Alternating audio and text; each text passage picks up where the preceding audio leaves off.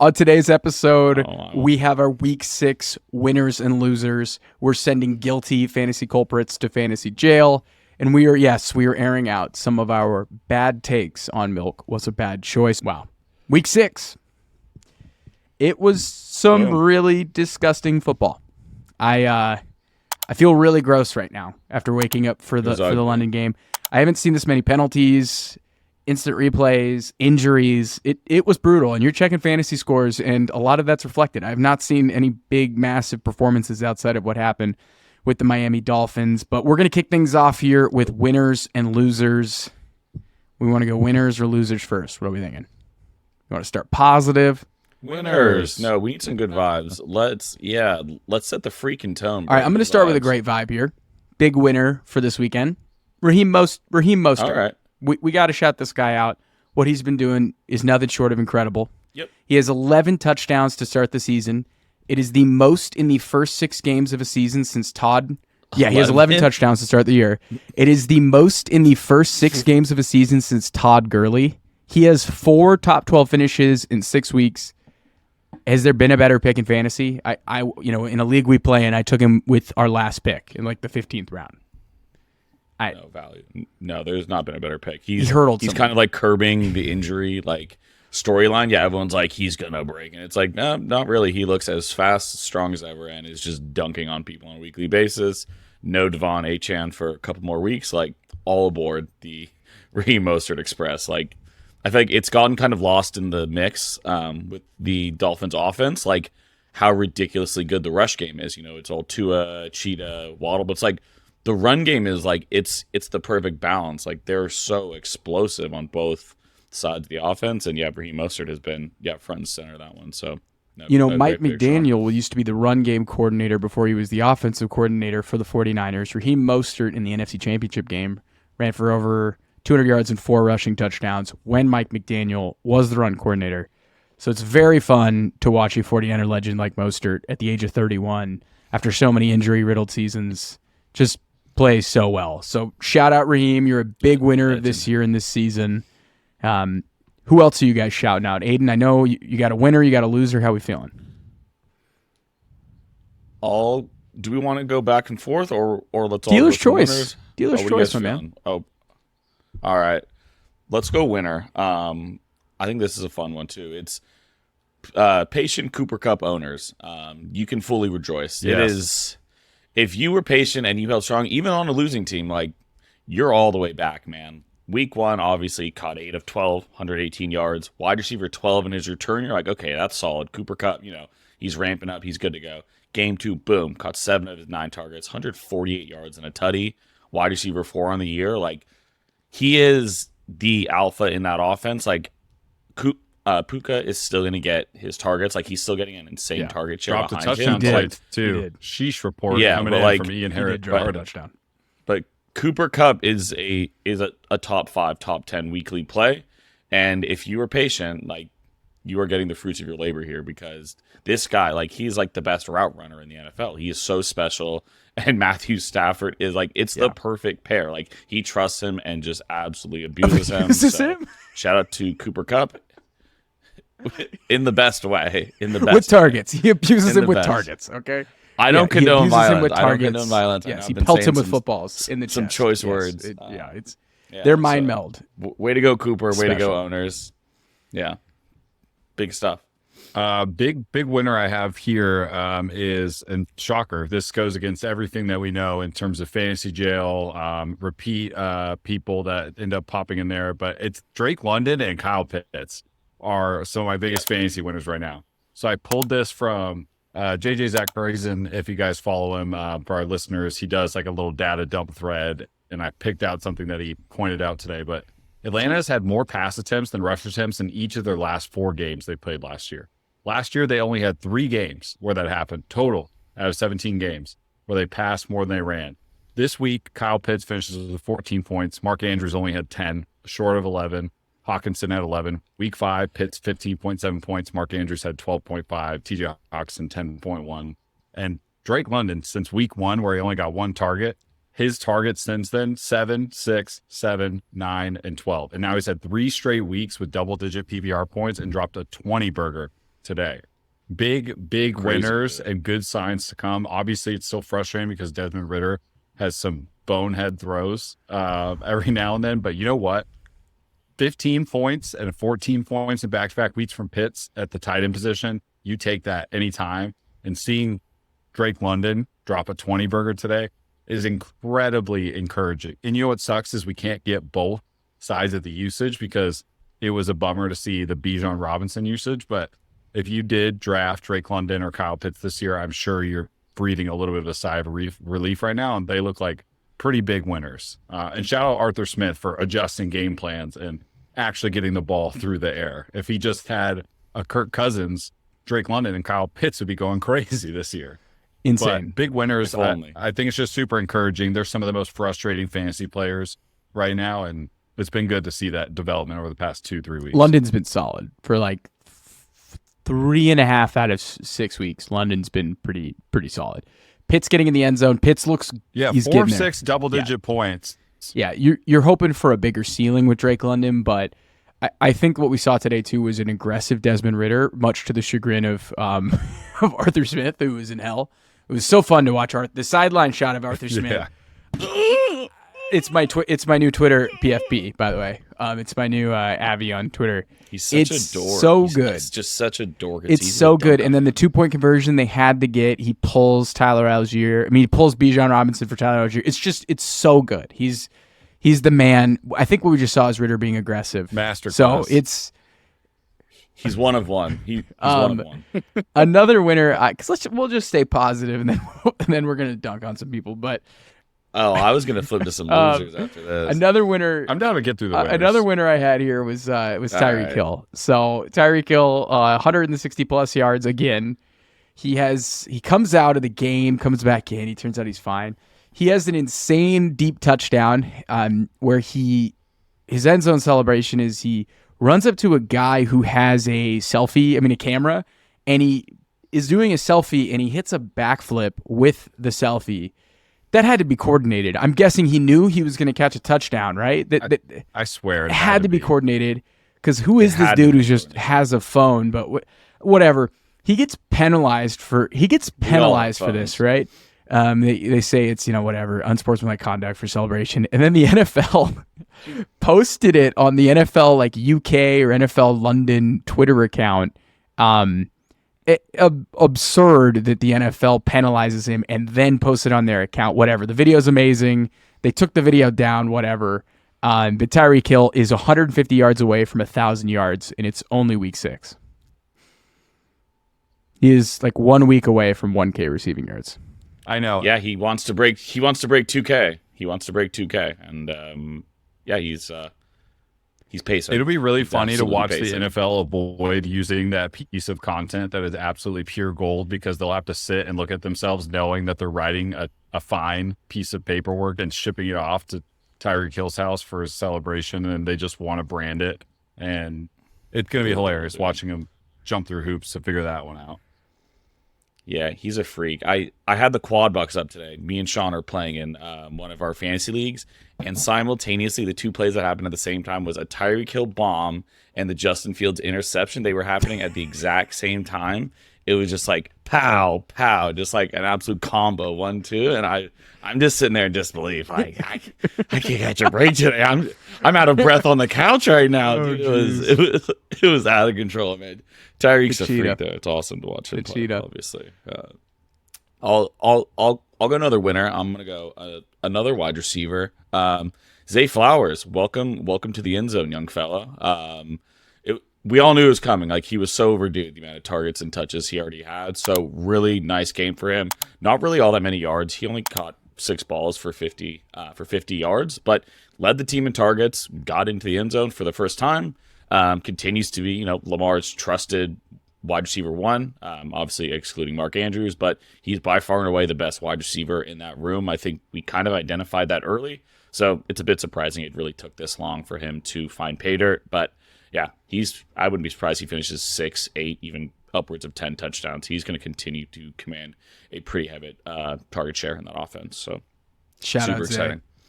Another winner, wide receiver, sticking on that as well, like wide receiver trend here. But I have Christian Kirk as a big winner for this week and just in general over the season. Like taking full advantage of the Zay Jones absence when they're there, and also been playing well even when Zay Jones is in the lineup. Since that first week one, that was really weird for him. He had like a 9.4% target share. I pulled this also out of JJ's thread as well. He's averaging a 26.4% target share since that game one. And he's basically just been a weekly start at the wide receiver position, just consistent as ever. He's averaging 16.4 PPR points a game from weeks 2 to 6. I mean, just absolutely consistent, taking control over his role again that he finished really well in last year. And Zay Jones is just like capitalizing on that opportunity.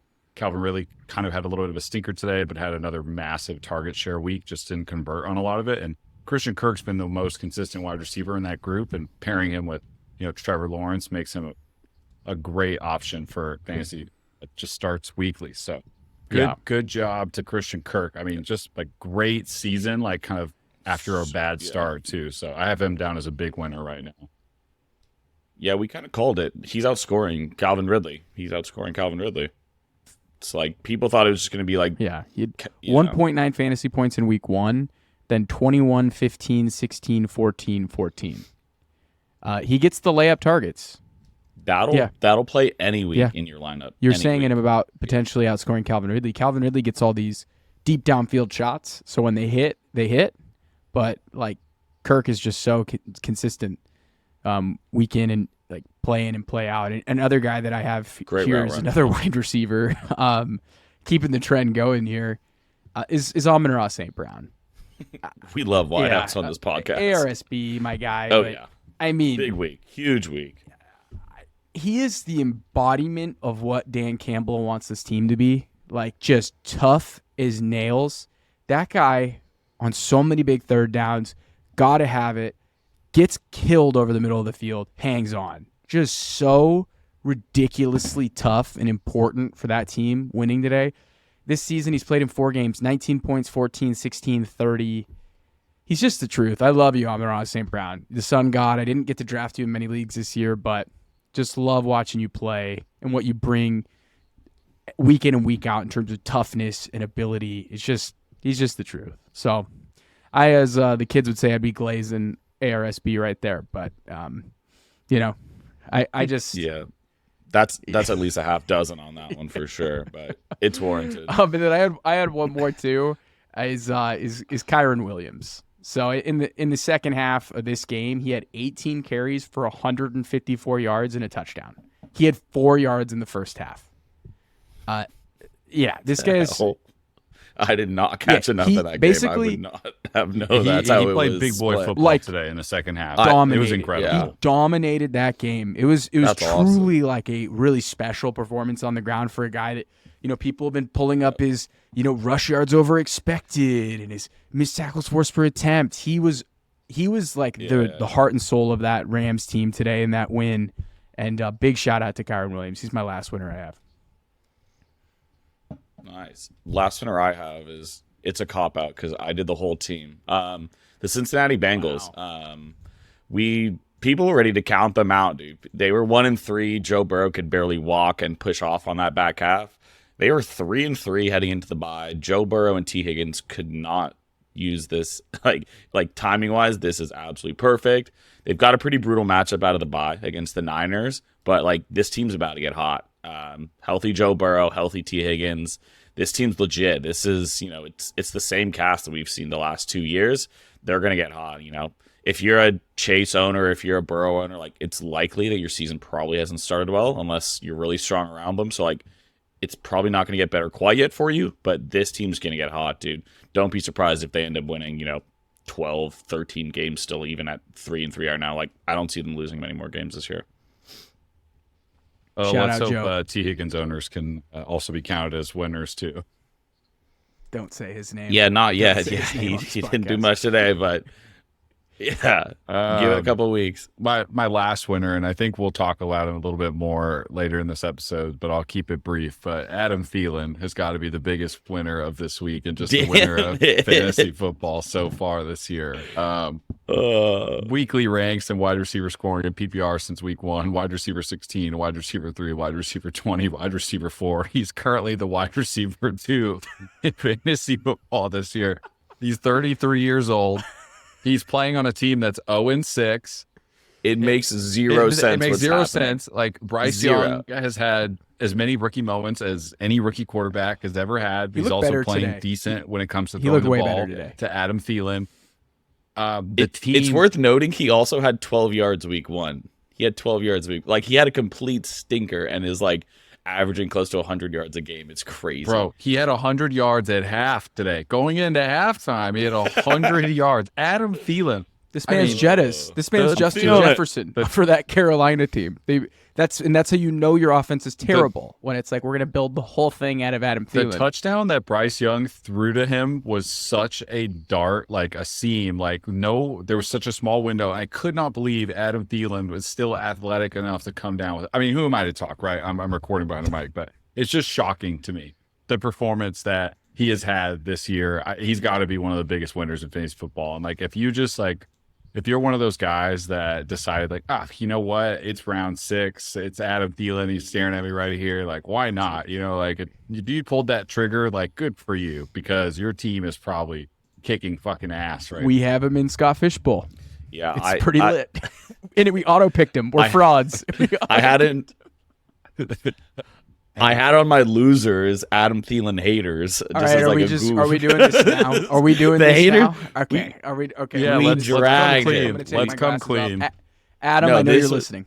All right, here's what I'm going to say. I said some crazy shit about you this offseason. I said you were one of the most overpaid wide receivers in the game. I said you were a dust ball. I said you were a priority. Do not draft. I disparaged your good name. What did I forget? Is that volume is king in fantasy, and you're also not playing with Justin Jefferson anymore. You're playing with Jonathan Mingo. You're playing with Terrace Marshall. You're playing with the ghost of DJ Chark. Adam, I was wrong. It was like, what would the milk be? What would be the milk be for Adam Thielen? How bad of a milk is this? Is this? Oh, this is rotten. No. Rotten. Like, you need to see a doctor. This is. We told people, do not drink this milk. Do not drink it. It's got carcinogens. It's going to make you sick. Stay away from this brand. But this brand actually is dipped from the fountain of youth. It's dipped delicious. From the fountain of youth. It's delicious. It will give you magical powers. It will give you magical eagle powers. Shout out Nacho Libre. I apologize, Adam Thielen. Milk was a bad choice with Adam Thielen. I'll pass it over to you guys for a Thielen. I got to get that off my chest. Yeah, no, we're sorry, Adam. Yeah. Truly from the bottom of my heart. I called you dust. I said some really, really mean things about you, and no, we're coming clean. This is our cards on the table, hand up. Yeah. All three of us. We were wrong. We fucked up. Yep. I need a new loser now. I think I have another one. I've got a loser. Let's get into losers. Yeah, let's get into losers. I've got a loser. It's people who play fantasy football. I think I might have done this last week too, but I mean, if you play fantasy football, you're a loser. I mean, the week-to-week imbalance of this little silly game we play is so ridiculous. I mean, there is currently a defense. If I told you there was a defense as a top 6 fantasy score across all positions, and I had to ask you what defense that might be, you might be like, oh, the Niners this week, or it's the Minnesota Vikings are a top 6 fantasy score on the weekend right now. There's also a kicker in the top 24 and tied at the 25th spot. There's 3 different kickers that scored 17 Brett points. Maher, baby. It is such a miserable game that we play sometimes. That's why defense and kickers need to go. Defense and kickers need to go. It's jail for losers. I walked into multiple matchups down 17, like going to the weekend because of Harrison Butker. I walked into a matchup down like 34 because of Kansas City defense and Harrison Butker together. I mean, That's Same. insane. Same. That's insane. Dude. It's not cool. No, but that's why we do it, and the people need us. So guess what? We're gonna keep doing it.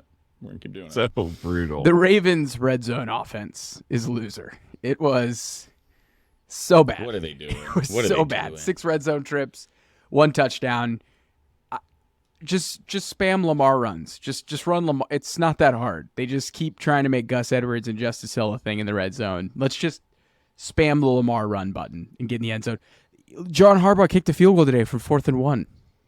Like, just give it to Lamar. Let's get him in the end zone here. It's the difference between me winning and losing against Aiden, John. How do you not know this, Harbaugh? Come on. I got a matchup here against Aiden. This is important. I've got a chance. Thank you, John. Bears legend. No, it's Jim.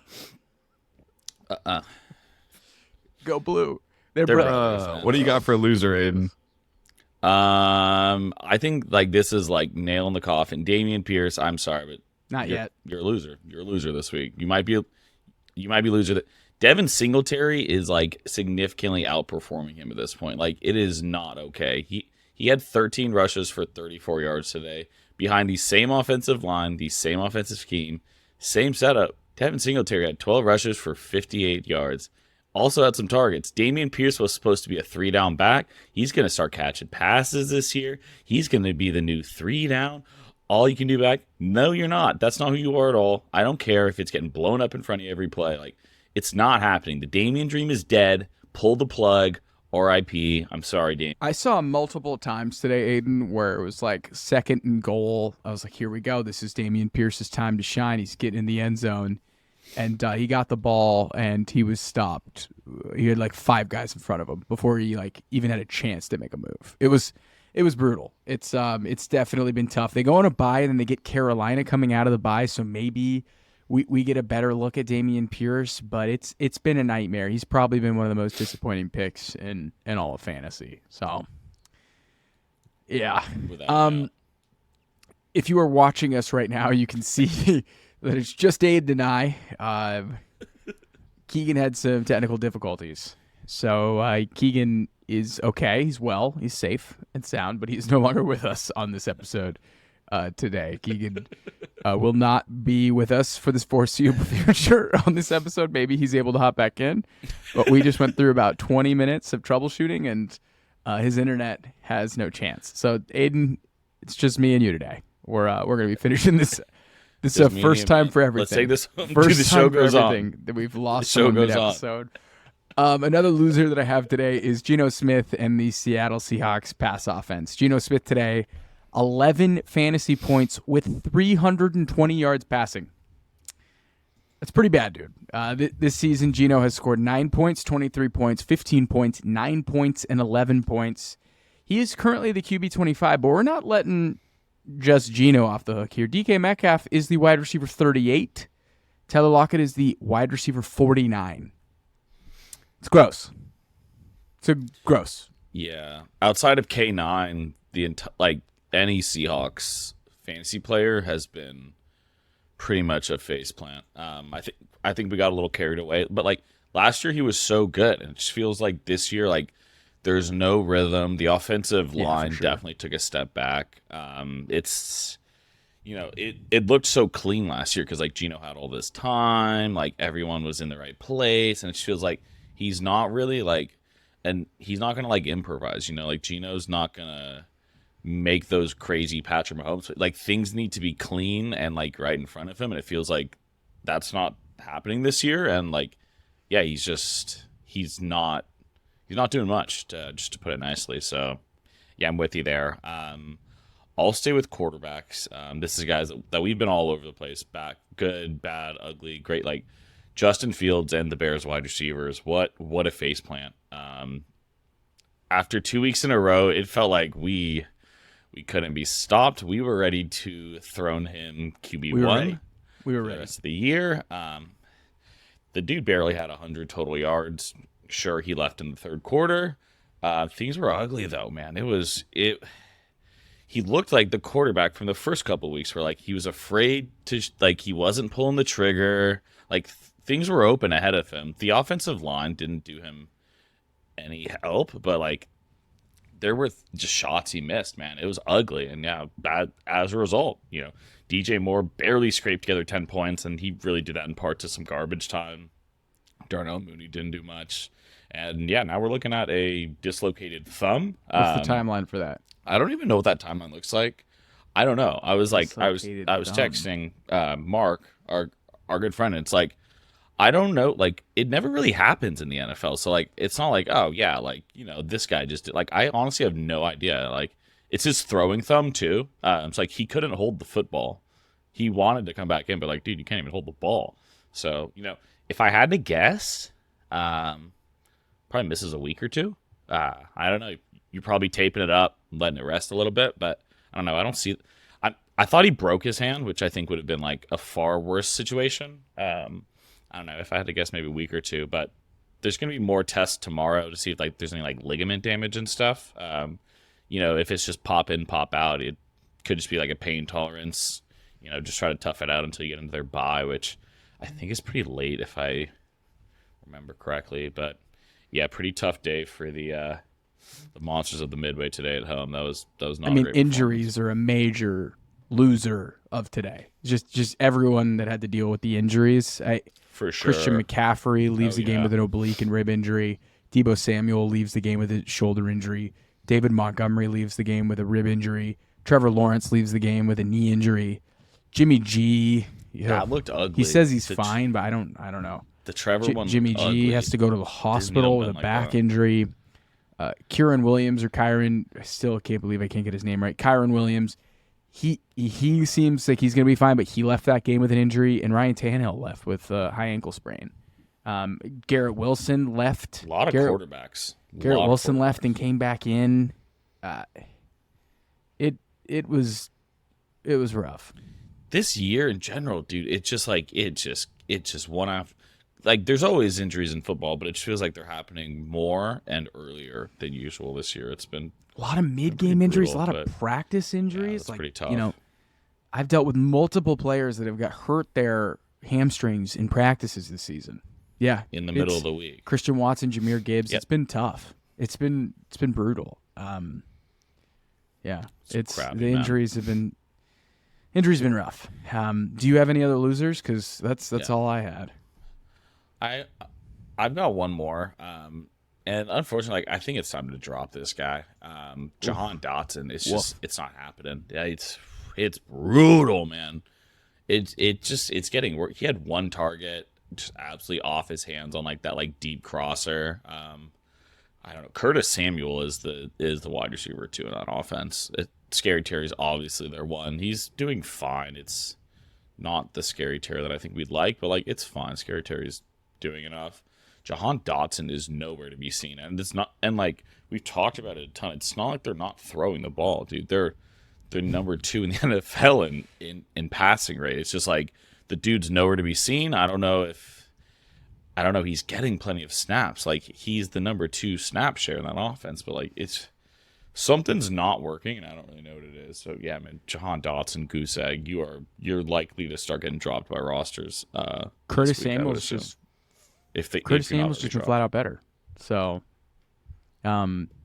just straight up better. So, bummer, dude. We thought this breakout was coming, and it's another major loser of the week is anyone that dropped the bag on Emari Demercado. Dallas, a longtime regression to the mean listener, spent over $100 worth of fab in 2 different leagues on Emari Demercado. So we did the waiver episode. I did it solo. I had him as my 4th priority running back. I said he's worth the dart throw, but just don't get too crazy here.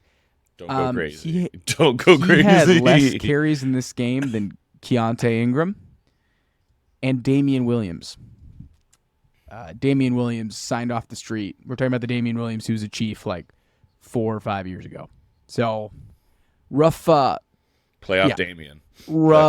Rough go for anyone that dropped the bag on Emari Demercado or started him or who really thought he was going to go off. I didn't think ranking Keontae Ingram ahead of him was the move. I did not think he was going to get less touches than our guy, Dameon Williams. So that's brutal. Yep. That is not truly truly brutal. My goodness, Dollars really spent $100 a fab. That is generational there. Yeah, that's tough. You want to send some people to jail? Those are all the Ready losers to I send some got. people to jail? Let's do it, man. All right. Let's cue it. get to jail. You're stealing, right to jail. You're playing music too loud, right to jail, right away. You're driving too fast, jail. Slow, jail. And I'm really bummed Keegan's not here for We it have because to. I would love his take on it. Because he gets 'Cause- NFL's hashtag rigged. Keegan's a loser for keep saying the NFL's rigged. It's not rigged, okay? It's not rigged when your team doesn't win. It's not. Okay, but okay, we're sending Keegan to jail. Keegan's internet's going to jail, and Keegan for insisting. He has no idea. Insisting that the NFL is rigged. Every time anything bad happens with the Jets, okay, we're sending Keegan to jail here. And I don't. Okay, so I'm going to complain about something, but I just want you to know that it isn't that biased. It's going to sound very biased here, but I'm sending NFL officiating this week to fantasy jail. It was truly generational. So I'm going to start with the game I spent the majority watching, and it was the 49er game. The 49er game had 25 penalties for over 200 combined yards on both sides of the ball. The PJ Walker fumble was so bad. They called that a forward pass. That was for the sure. Jahan Gibson hit on Elijah Moore was not to the head and neck area. The hold on Amari Cooper was, not a hold. That was very marginal contact. They missed multiple face masks on the 49ers on the Browns players. It was truly terrible, that game. The refs inserted themselves in the biggest moments, and the refs were a big component of deciding the outcome of that game. Another one, I witnessed a referee stare right at Kyren Williams as he has an amazing run, takes two guys on his shoulders, crosses the end zone, and puts the ball right over the goal line. Like he clearly is upright, ball over the goal line. Player comes in, punches the ball out, fumbles it. They call it a touchback because Kyren Williams fumbled. She's staring right at it. Like right at it. Aiden, what are we doing here? That is as clear as day a touchdown as you're going to see.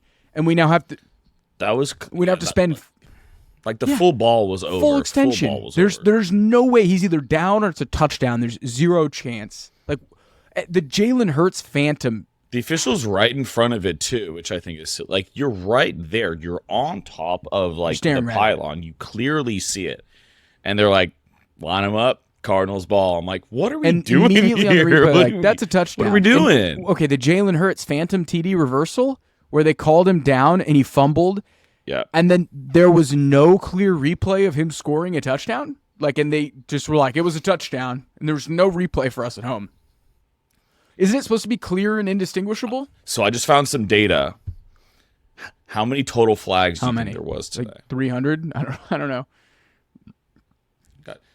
199 total flags, 166 accepted for 1,360 penalty yards. It was insane. Like, not just the penalties, to your point. Like, it was just, like, the blatant missed calls, too. Like, there was one in the Bears game, like, the fumble that, like, was very clearly recovered by Chicago, and they're like, he's out of bounds. It was, like, Dean Blandino's in the booth. Like, I'd be extremely shocked if they don't hold this one.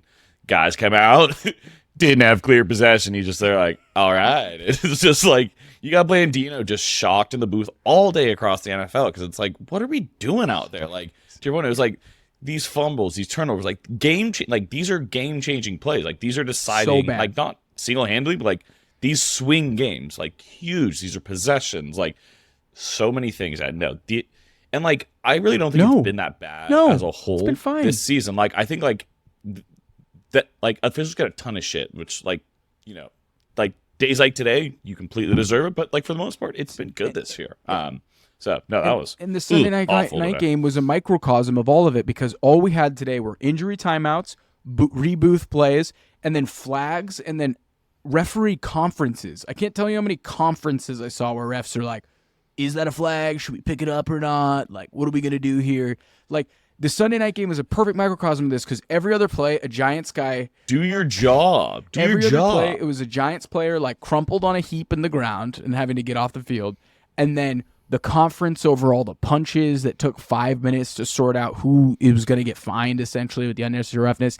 We had the phantom Josh Allen hitting the chest with the roughing the passer. That was the Max Crosby roughing the Yeah, passer that's on not- Mac Jones that was completely out of nowhere that gave them a touchdown. Dude. And then the end of the game where Waller gets a hold and it gets him to the 1 yard line with 0 time left, and then Waller gets held again, and they just don't. His numbers are being like stretched out, like you could bad. clearly see Like, it. So wasn't- bad. They want to insert themselves in, they want to insert themselves and be a part of who wins or loses this game, and then they don't. Just no consistency. Truly awful. No one wants to watch the flags get thrown. It was truly just garbage. Missy Jail, for what you and your put staff you through. What you put me through today with the Niner game. Just the worst.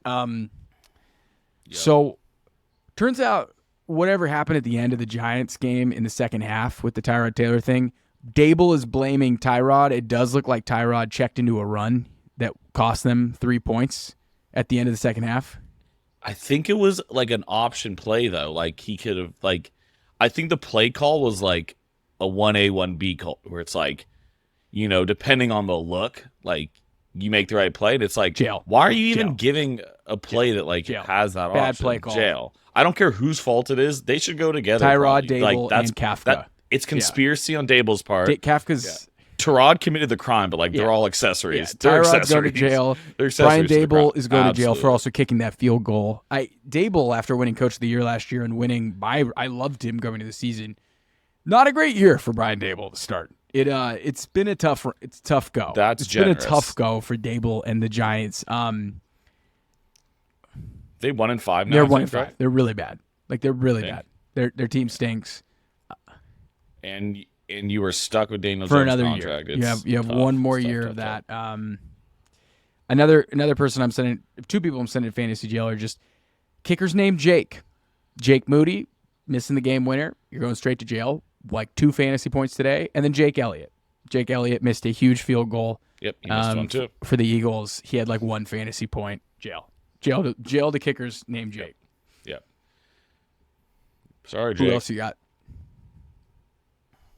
I've got 2 more. I don't know if we really grilled on Sean Payton, but I'm going to toss him in there just because I've just been like thinking about it all weekend. Like, what an idiot, dude. Like, between the play calling, this man legitimately had a 4-man running back rotation where his fullback, Michael Burton, was getting legitimate carries. Cooked. Like, this guy is lined up as the running back, getting legitimate carries, and then you still got Brandon Johnson and Lil Jordan Humphrey out sapping Marvin Mims. Like, what are we doing, dude? Play your best players. Like, what are you doing, man? And the play. Oh God, Cooked. Don't get me started. I'm getting fired up just thinking about it. No, Sean Payton, jail.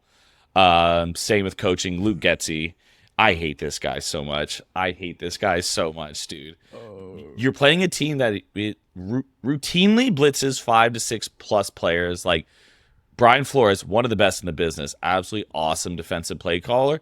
The dude is just going standard protections. We're not going to add extra tight ends. We're not going to move the pocket. We're going to call 3 wide receiver screens in a row. Like, there's no way he's playing serious football right now. Like, he doesn't want anyone to succeed out there, and he's ruining my life, dude. He's absolutely ruining my life. Life sentence, absolutely. Like, solitary confinement. I don't know if he deserves the sun, dude. He's in a dark place for a long time until I deem he's allowed out. So let's see. Another Jail. offensive coordinator that needs to go to jail is the Eagles. The Eagles offensive coordinator, go. Brian Johnson. He needs to go to jail. What are we doing? End of that game. You are winning by what was the score? They were up by 3 or 2. They were up by. They ended up losing. They went up 4. They were up 2, I think. 2. So they're up 2. Right.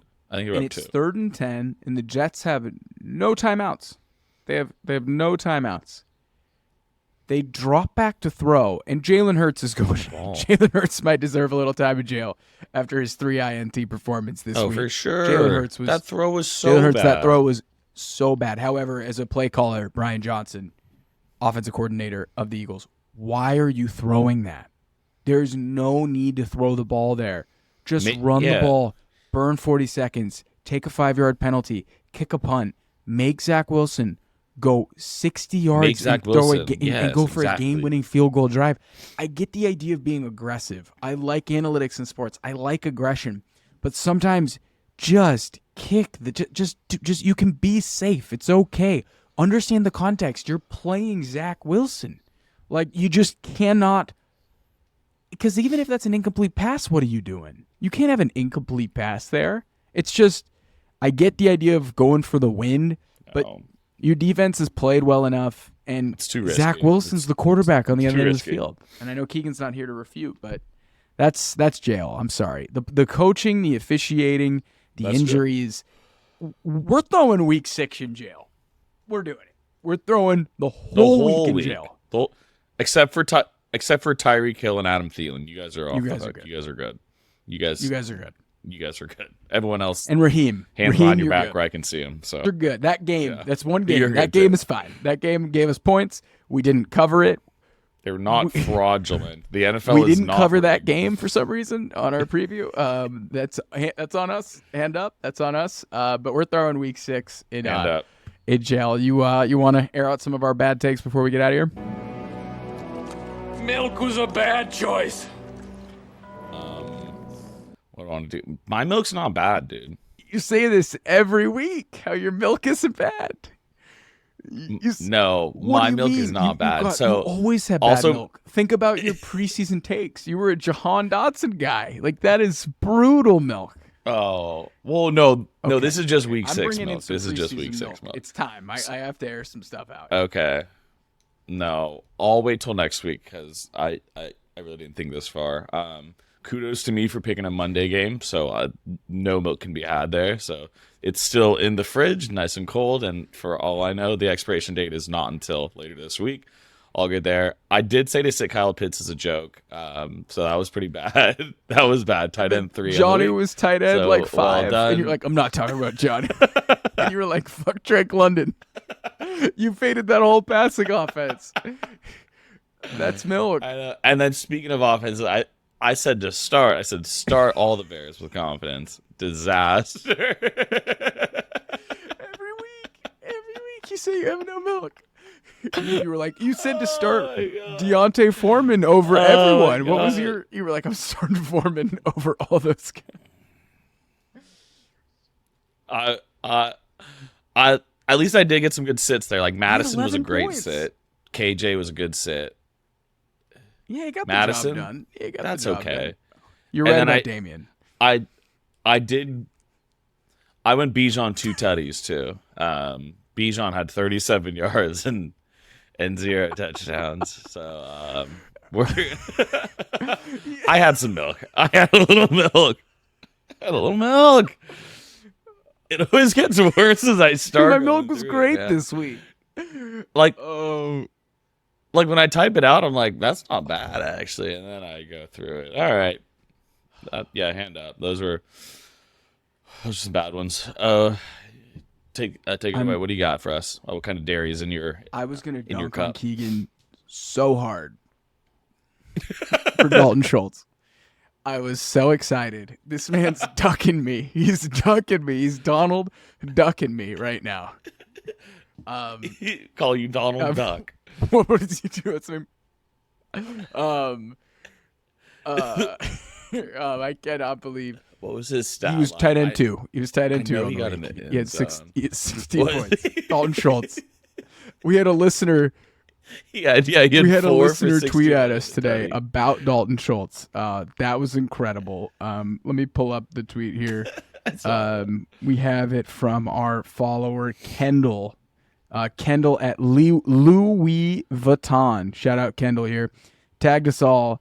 And Kendall said thank you for the Dalton Schultz plug. So and a good friend of ours, Michael Gallen, said started Dalton Schultz. So I'm in a victory lap on Keegan there. However, my milk was, there was still some bad choices.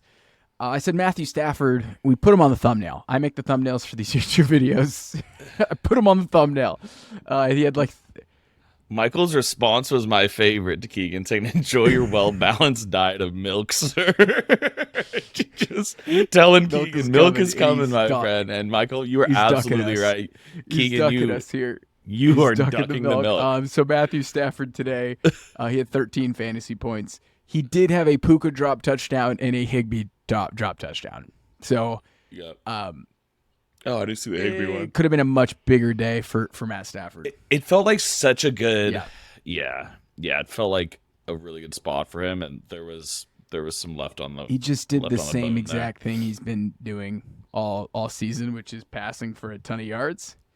And he scored today. He scored. He scored 15 fantasy points. I undersold him a little bit. He did. I think he had 13 in our league. But just yeah, I had him on the thumbnail. That's rough. Yeah. Joe Mixon. I said a big week could be coming for him. He pulled up his classic 12 for 38, 3 catches for 24 yards. So the AKA the Alexander Madison. He hit us with the Alexander Madison this week. Breece Hall. Congrats, Keegan. Breece Hall, you said you shouldn't start him. He shouldn't have scored that touchdown. If he was smart, he would have just fell down. But he did score that touchdown. He got in. I said Breece Hall was a sit this week. He ended up scoring 17.8 fantasy points, 12 for 39, 1. That touchdown really, really bailed us out. But you can't be sitting Breece Hall. Running back's too bad. Adam Thielen called it out. We already apologized. Yep. Mr. Thielen, as I'm now referring to you. Mr. Thielen, I apologize for my preseason takes. Yeah, can we call you that? Is that Thielen, fine? Whatever you want. We'll call you whatever you want. We're sorry. And then Daniel Jones. I saw Tyrod Taylor be a competent quarterback tonight against the Bills. Yeah, we need Daniel to come back and right the ship here because and that's good Bills defense too. And Tyrod looked fine. Like you said, like he looked competent, which Daniel has not done outside of week 2 when he was QB1. It wasn't a great game, but it wasn't lost. Like Castaway Turnovers. Tom Hanks shook, like lost on an island at sea. Like Daniel Jones looks shook out there. Yeah. He gave them a chance to win the game, which Daniel Jones has not done all year. Again, Daniel Jones gets sacked, 8 times in that game if he plays? Brutal. More. Brutal. I cannot believe Keegan didn't make it for Dalton Schultz. That is, he's Dalton ducking us Dalton for Duck. sure. Dalton Duck. He's Dalton ducking. Oh my goodness! I can't believe he said bench him. When he caught that touchdown, I hit the invisible ink in our group chat. And I said, Dalton Schultz touchdown. Tight end two. Sit a guy who had 10 really targets the week before. You just can't do it. You can't do it. You can't do it. Any other takes, Keegan? I mean, Aiden? That's all the milk I got. I've got a tummy ache from mine, so I think that's enough milk for tonight. Bijan, 2 tutties. Called your shot. Before we jump, anything you got to say to the listeners? I got nothing. I've kind of been like a broken football person today, so hang in there, everyone. We got waivers. Fantasy gets better. Waivers tomorrow. Fantasy waivers tomorrow. We'll be going over. I feel like because of all the injuries, there's going to be a lot of people worth picking up. There actually will be some. Yeah, there'll be a lot of people worth picking up here. And I thought of a couple already. That's about it. I'm dead inside from that 49ers loss, but we're hanging in there. We're hanging in there. Buckle up. We're about halfway through the fantasy regular season, so it's grind time. Start making some trades. Like be bold. It's don't sit on your top assets on a bad team. Shake it up. Try to make some moves. You're running out of time fast. Yeah. All right, Aiden. Waivers tomorrow. Excited. Waivers tomorrow. Keegan. Yep. We miss you. Dalton ducking us. Wherever you are. I hope your internet's better. And thank you, everybody, for tuning in. Until next time.